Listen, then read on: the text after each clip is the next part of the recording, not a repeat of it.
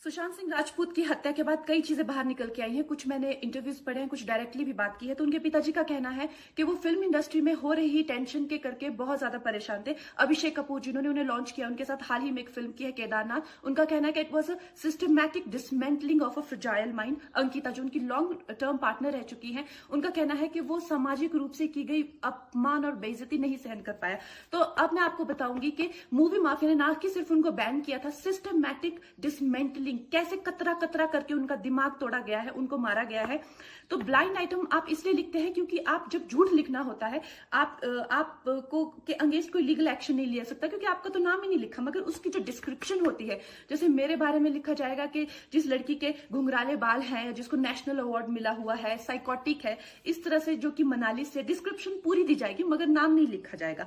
23 अगस्त 2017 को बॉलीवुड लाइव सुशांत के बारे में लिखता है कि वो जब भी सेक्स करता है तो सिर्फ अपने ही गाने सुनता है, वो सबसे बड़ा नार्सिसिस्ट है।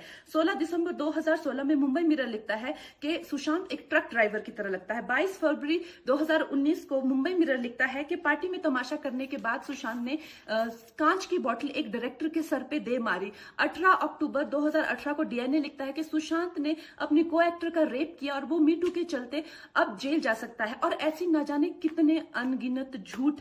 और ये जो बुद्धिजीवी जर्नलिस्ट हैं, ये जो चील कौए गिद्ध हैं जो मूवी माफिया के पाले हुए हैं, ये इसको मेंटल इमोशनल साइकोलॉजिकल लिंचिंग को जर्नलिज्म कहते हैं। मेरे बारे में आज तक जो भी कहा गया मैंने कुछ नहीं कहा, लेकिन जब एक स्वतंत्रता सेनानी के खिलाफ गंदगी लिखी गई, मैंने उस जर्नलिस्ट को कॉन्फ्रंट किया। आपको पता है उसी रात 4 सीनियर जर्नलिस्ट ने मेरे खिलाफ एक गिल्ड बनाई। ऐलान किया गया कि इसकी फिल्म को बैन किया जाए, फ्लॉप किया जाए।